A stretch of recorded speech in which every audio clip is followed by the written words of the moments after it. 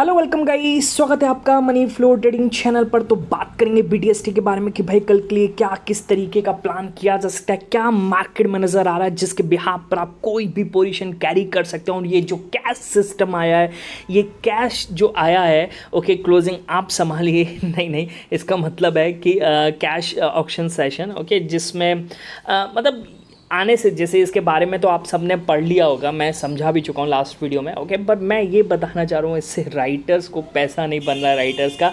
हालांकि आज थोड़ा सा चेंजेस दिखे और 2-3 दिन हो चुके हैं कैश सिस्टम को, तो फिर मार्केट उस हिसाब से हैबिचुअल भी हो रहा है इसको लेकर के, ओके। चलिए तो सारी चीज़ को समझेंगे और आज किस तरीके से, ओके मैं वीडियो पहले ही डाल दूंगा, आज किस तरीके से कैश सिस्टम के थ्रू आप सेंसेक्स में फ़ायदा उठा सकते हैं उसको भी समझिएगा। कल की बीटीएसटी कैसे प्लान करेंगे, अगर कैश क्लोजिंग के बाद, कैश सेशन के बाद अगर हमें ऐसा कुछ दिखता है तब हम कैसे प्लान करेंगे, ओके वो भी हम समझने वाले हैं, ठीक है। क्योंकि हमें बीटीएसटी को भी उस हिसाब से यहाँ पर अब ट्रेडेबल बनाना पड़ेगा, ठीक है। चलिए तो स्टार्ट करते हैं, देर नहीं करते हैं। स्टार्ट करने से पहले देखिए, अगर आप मेरे चैनल पर नए हैं तो आपसे रिक्वेस्ट है, क्या करेंगे आप सबसे पहले तो चैनल को सब्सक्राइब कर लीजिए, बेल आइकन को प्रेस कर लीजिए, आपको ही फायदा रहेगा। जब भी मैं वीडियो अपलोड करूँगा आपके पास तुरंत नोटिफिकेशन आएगा, आप तुरंत जाकर के प्लान कर पाएंगे। बट एक चीज़ याद रखिएगा, देखिए क्या है कि भाई किसी के व्यू पर भी आपको ब्लाइंडली प्लान नहीं करना है, ओके। और एक डिस्क्लेमर है, देना ज़रूरी है कि I am not SEBI registered, मैं सेबी रजिस्टर्ड बिल्कुल भी नहीं हूँ, ओके। इस चीज़ का ख्याल रखेंगे, ओके। तो अगर आपके पास कोई फाइनेंशियल एडवाइज़र है तो वो ज़्यादा बेटर है, ठीक। चलिए आगे बात करते हैं, कल क्या लेकर के गए थे, ओके। तो देखिए कल कुछ भी नहीं लेकर के गए, मैं सीरियसली आपको बता दूँ क्लियर, कल हम कुछ भी नहीं, हालांकि कल मैं अवेलेबल ही नहीं था एक तरीके से, आप समझ के चलिए। मैं वीडियो ही नहीं बना पाया, मैं सिस्टम से दूर था, ओके। तो कुछ भी एनालिसिस कुछ भी नहीं कर पाया। शाम को 5 बजे के आसपास टाइम मिला तो मैंने अपडेट वगैरह डाला, ओके। पर कहने का मतलब है कि मैंने कल कुछ भी प्लान नहीं किया, ओके। और अगर आप आज की ओपनिंग देखेंगे तो आपको एक फ्लैट ओपनिंग दिखेगी। एक बार मैं 15 मिनट टाइम फ्रेम पर दिखा देता हूँ, मार्केट की ओपनिंग तो फ्लैट हुई है, ओके। पर ऑप्शंस, अच्छा एक और चीज़ मैं आपको दिखा दूँ, ये आपको दिख रहा है आज ये 6 तारीख, हाँ ठीक है। ओपनिंग तो आज ये फ्लैट हुई है, पर एक चीज़ समझने की कोशिश कीजिएगा कि ऑप्शन में मूव आया है, ठीक है। ओपनिंग में ऑप्शंस गेन किए हैं, लगभग 30-40 पॉइंट के आसपास ऑप्शंस गेन किए हैं, ओके। कॉल ऑप्शंस अगर आप लेकर के गए कॉल ऑप्शंस तो आपको प्रॉफिट हुआ होगा ओपनिंग पे, ठीक है। बताइएगा कमेंट सेक्शन में कितना प्रॉफिट हुआ। पर फिलहाल मैं तो कुछ नहीं लेकर के गया था, तो मैं उस बिहाफ पे बोलूँगा नहीं कि ऐसा मैंने सोचा था वैसा मैंने सोचा था, ऐसा कुछ भी नहीं है, ठीक है। पर मार्केट आज किस तरीके से बिहेव कर रहा है, देखिए मार्केट सेंसेक्स एक्सपायरी के दिन पूरी तरीके से आप देख सकते हैं एक रेंज में फंसा हुआ। रेंज 70 पॉइंट के आसपास की रेंज है, 70 से 80 पॉइंट के आसपास की रेंज है। मार्केट फंस चुका है एक रेंज में, ठीक है। हमने क्या किया है, तो देखिए हम इंडिकेटर के थ्रू प्लान करते हैं। सुबह 2 ट्रेड बने थे, चुपचाप मैं उसके बाद बैठ ही गया हूँ। मैं भी खुद प्लान नहीं कर रहा हूँ, मैं प्लान करूँगा अब कैश सिस्टम में। क्यों? क्योंकि साइडवेज में एसएल कटते हैं, वो मैं नहीं चाहता कि एसएल कटे, ओके। तो लेफ्ट हैंड साइड पर आपको दिखेगा कॉल ऑप्शन में जो ट्रेड मिला, राइट हैंड साइड पर आपको दिखेगा पुट ऑप्शन में, दोनों में 20 से 22-25 पॉइंट्स मिले हैं। फर्स्ट क्लास प्रॉफिट है। चुपचाप मैं यहाँ पर बैठा हुआ हूँ, ठीक है, ओके। वेट कर रहा हूँ क्लोजिंग सेशन का, ठीक है, ओके, ऑक्शन सेशन का, ठीक है। बात समझ में आ रही है। फिलहाल मार्केट एक साइडवेज जोन है, देखते हैं ब्रेकआउट करता है 670 के ऊपर चलता है तो एक बढ़िया मूव देखने को मिल सकता है, ओके। पर एक और चीज़ आप समझने की कोशिश कीजिएगा, अगर मैं आपको डेली टाइम फ्रेम में निफ्टी का चार्ट दिखाऊंगा तो आप देखिए ये 20 EMA के ऊपर तो आ चुका है, पर इसके बाद ऊपर एक रेजिस्टेंस फेस कर रहा है 24,800 का, ठीक है। हालांकि देखिए 24,800 एक बार इसने ये ब्रेक करने की कोशिश करी है, फिर वहाँ से लगातार उसी रेंज में सस्टेन करा और 24,500 के आसपास सपोर्ट भी यहाँ पर दिखा रहा है, ठीक है। ये अच्छी चीज़ है मार्केट चलने के लिए। यहाँ पर एक तरीके से आप कह सकते हैं जैसे जैसे टाइम बीतेगा तो बायर्स ऐड होंगे, एक कॉन्फिडेंस बनेगा पुट राइटर्स में, फिर मार्केट यहाँ से आगे अपसाइड चल सकता है, ठीक है। तो अभी के लिए हर्डल है यहाँ पर 24,800, इसको निकालता है तो इसके बाद आप ये मत सोचिएगा 25,000 पर हर्डल है, बिल्कुल नहीं है। ये 24,800 ही सबसे बड़ा हर्डल है, इसको निकालना ही बहुत ज़रूरी है, ठीक है। बात समझ में आ रही है, ओके, है ना। चलिए आगे बात करते हैं। तो ये था हमारा आज का सेशन किस तरीके से रहा। अब हम क्लोजिंग सेशन का वेट करें, ठीक है। पर सबसे पहले बात करेंगे क्या चल रहा है क्लोजिंग सेशन यानी ऑक्शन सेशन, ओके। मैं उसकी बात कर रहा हूँ, कैश ऑक्शन सेशन, ओके। देखिए कल काफ़ी रिटेलर से कि आपको देखा होगा कितने पैनिक रिलेटेड वीडियोस आ रहे हैं, आप चाहे यूट्यूब पे देख लीजिए, चाहे आप सोशल मीडिया पे देख लीजिए, आप एनालिस्ट को देख लीजिए, वो खुद नहीं समझ पा रहे हैं। ओके, उनको अपनी स्ट्रैटेजीज़ वगैरह सब कुछ बदलनी पड़ रही है। ठीक है, ओके, तो जो चीज़ मार्केट में कुछ क्लियर ही नहीं करे तो वो सिस्टम वापस लेना चाहिए। पर यहाँ पर सेबी ने बिल्कुल क्लियर कर दिया है कि भाई हम इसको review, no plan to review change और स्टॉप कैश फ्रेमवर्क। उन्होंने क्लियर कर दिया कि हम ऐसा कुछ भी नहीं कर रहे हैं। ओके, ये सिस्टम काफ़ी बेटर है। ओके, हालांकि लोगों को जैसे जैसे इसमें पार्टिसिपेट पढ़ेंगे तो ये चीज़ ऐसा वॉलेटाइल मूव नहीं देगी, ऐसा वाइल्ड मूव नहीं देगी, एक ऐसा कोई सरप्राइज़ नहीं देगी। ओके, ऐसा एनालिस्ट का भी मानना है। ओके, नई चीज़ है तो हो सकता है हफ्ता 10 दिन लगे। ठीक है, ओके, और इस नई चीज़ में हमने देखा था, एक बार आपने भी देखा होगा कि भाई निफ्टी का उस दिन, यानी जो ट्यूसडे को एक्सपायरी हुई, उस दिन शेडल का जाकर प्राइस देखेगा। शेडल समझते होंगे, एटीएम के आप प्रीमियम जोड़ दीजिए, वो प्रीमियम टूट ही नहीं रहते, मतलब जिससे राइटर को फ़ायदा होता है उस दिन वो प्रीमियम टूट ही नहीं रहते। ओके, 3 बजे तक प्रीमियम नहीं टूटे हैं, ये समझ के चलिएगा। ओके, एक तरीके से रिकॉर्ड हो गया।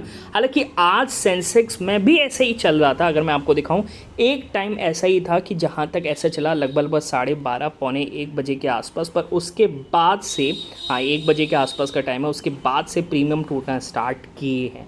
ठीक है, तो सिस्टम क्या है उसको लेकर के हैबिचुअल होता जा रहा है। ओके, पर आज सेंसेक्स के एक्सपायरी के लिए एक पहला ये कैश सिस्टम है, मतलब सेंसेक्स की एक्सपायरी में एक पहला कैश सिस्टम होने वाला है।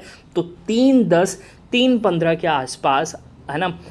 हालांकि स्पॉट की तो ट्रेडिंग रुक जाएगी 3:15 के बाद। ठीक, ओके, क्योंकि कैश ऑप्शन सेशन स्टार्ट हो जाएगा और 3:28 के आसपास फिर ये ओपन होगा, फिर आपको पता चलेगा कितना जंप आया। ठीक है, पर एक चीज़ देखिएगा, ये समझने की कोशिश कीजिएगा, आपको क्या करना है 3:15 के बाद, जब 3:15 हो जाए उसके बाद आप कॉल और पुट के दोनों एटीएम प्राइस लगा लीजिए। ठीक है, अपने स्क्रीन पर। ओके, देखिए किस में मोमेंटम बन रहा है, कौन तेज़ी पकड़ रहा है, कौन ऊपर जा रहा है, कौन नीचे जा रहा है। ठीक है, देखिए पिछले 3 सेशन हो चुके हैं और तीनों में अपसाइड मूव देखने को मिला है, तो हायर चांसेस है कि आज भी आपको कॉल में एक मूव देखने को मिले। ठीक है, ये चीज़ ध्यान रखिएगा। ओके, अब एक चीज़ ये देखिएगा कि कॉल के प्रीमियम अगर लगातार बढ़ रहे हैं तो आप इसमें प्लान कर सकते हैं। ठीक है, ओके, पर बड़ी क्वांटिटी मत लीजिएगा, हो सकता है आज कोई सरप्राइज़ कर दे। देखिए अभी किसी के पास भी इसका ये नहीं है, कोई सेटअप नहीं है कि आप ऐसे ही प्लान करेंगे। हम पिछले 3 दिन का जो सेशन निकला है उसके अकॉर्डिंग हम देख रहे हैं। ओके,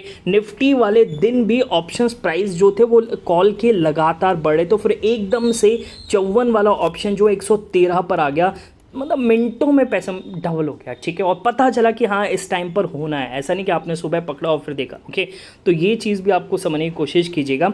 तो कहने का मतलब है कॉल ऑप्शंस पे ज़्यादा ध्यान दीजिएगा। अगर ये प्राइस बढ़ रहा है तो आप इसमें लगा सकते हैं, और हो सकता है कि जैसे ही 3:28 होंगे तो आपको जो यहाँ पर दिखेगा वो दुगना या उससे ज़्यादा भी पॉसिबल है।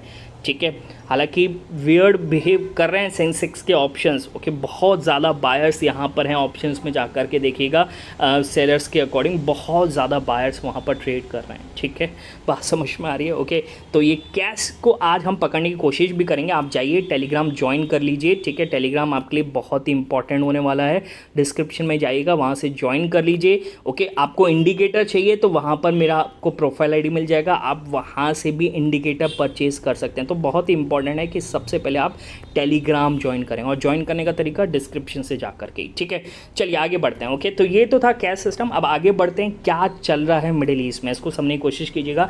ईरान और ओमान के बीच अब एक एग्रीमेंट फाइल हुआ है। ठीक है, ओके, एक ड्राफ्ट फाइल हुआ है, और इस ड्राफ्ट में उन दोनों ने कोऑर्डिनेट्स फाइनलाइज किए हैं कि भाई किसके अंडर क्या है, किस तरीके से स्ट्रेट हॉर्मुज को हमें हैंडल करना है। ठीक है, ओके, अब ईरान तो इसमें ये भी कह रहा है कि अगर ये हम पहले ही कर लेते हैं, अगर ये यूएस टांग नहीं अड़ाता। ठीक है, पर यहाँ पर उन्होंने ये भी बोला है, देखिए मैं आपको बताऊँ कि जैसे ट्रम्प जो है ना हर चीज़ में अपना दिखाने की कोशिश करते हैं, तो यहाँ पर बगदादी ने बोल दिया है कि मैं आपको दिखा देता हूँ, ईरान ये लिखा है by joint announcement being finalise, okay, provided no third party interfere, कोई थर्ड पार्टी इंटरफेयर नहीं हुआ, उन्होंने क्लियर कर दिया है। ठीक है, हालांकि इस इस जॉइंट स्टेटमेंट से कोई क्रूड में फ़र्क नहीं है। ओके, हालांकि एक और चीज़ है, कल यहाँ पर स्कॉट बेसेंट और हमारे वो जो हैं जेडी बॉन्स, उन दोनों, हमारे नहीं यूएस के, उन दोनों ने ये बोला था कि ट्यूसडे और वेडनेसडे के आसपास डील हो सकती है और स्ट्रेट ऑफ हॉर्मुज़ जो है वो खुल जाएगा पूरी तरीके से, पर अभी इस पर कोई फाइनल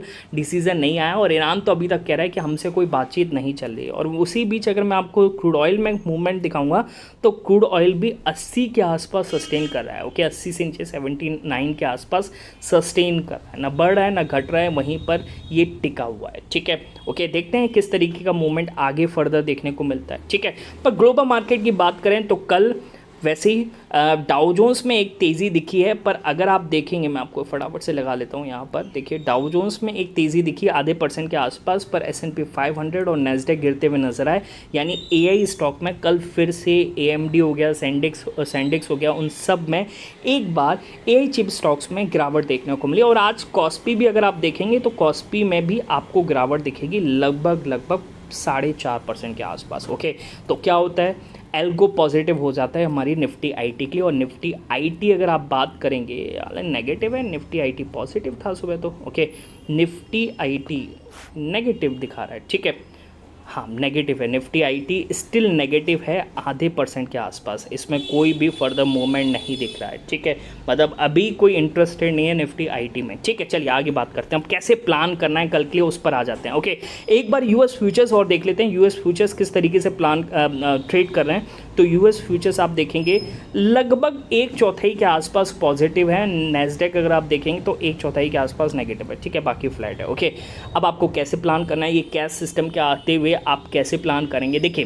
अगर आप पिछले 3 दिन कैश सिस्टम के उठाएंगे तो पिछले 2 दिन में क्या हुआ है, पिछले 2 दिन में सबसे पहले दिन हुआ था कि निफ्टी 200 पॉइंट से ज़्यादा 328 पे ट्रेड करता हुआ नज़र आ रहा था एकदम से। ओके, 774 के आसपास। ओके, जबकि चल रहा था 560 के आसपास चल रहा था। ठीक है, इतना एकदम से बढ़ गया। ठीक, अगले दिन यही नंबर हो गया 170 के आसपास और कल जो ये नंबर हो गया 54 पॉइंट के आसपास। ठीक है, यानी धीरे धीरे धीरे वाइल्ड स्विंग जो हैं वो घट रहे हैं। ओके, अब आज हो सकता है एक बार को फ्लैट हो जाए या फिर 30, 40, 50 पॉइंट के आसपास हो जाए। तो हम क्या करेंगे, देखिए जिस तरीके से मार्केट बिहेव कर रहा है और आज अगर आप देखेंगे तो एक बार को डे हाई पर ही है। ठीक है, अब अगर 640, 620 के ऊपर अगर मार्केट रहता है तो आपको यहाँ पर गैप अप का ही प्लान करना है, गैप डाउन का प्लान नहीं करना है। ठीक है, ओके, और अगर कैश सिस्टम में कोई वाइल्ड स्विंग आ गया, यानी 100-150 पॉइंट का वाइल्ड स्विंग आ गया, तो भाई मेरे हिसाब से कुछ मत लेकर के जाइएगा, फिलहाल इसको अच्छे से इम्प्लीमेंट हो जाने दीजिए। ठीक है, ओके, तो क्या गैप डाउन ले जा सकते हैं किसी केस में, अगर कैश सिस्टम के बाद नेगेटिव आ गया तो गैप डाउन ले जाए? नहीं, गैप डाउन नहीं ले जाएंगे किसी भी केस में, ये चीज़ याद रखिएगा। अगर गैप डाउन मिल रहा है तो आप वहाँ से भी बाइंग ही करेंगे, स्टिल अगर आपको 24,500 के ऊपर दिखता है तो। ठीक है, समझ रहे हैं? ओके, आप गैप अप का ही प्लान करेंगे, आपको एक अच्छी अपॉर्चुनिटी मिल सकती है आज के दिन ही, समझ रहे हो? ओके, इस चीज़ को समझ लीजिएगा। Okay, by the way left hand side पे आपको मैं दिखा देना चाहता हूँ, ये मेरा कॉल में अच्छा ट्रेड बना। ठीक है, ओके, एक ट्रेड बना, बढ़िया ट्रेड बना है, बाकी मार्केट साइडवेज है।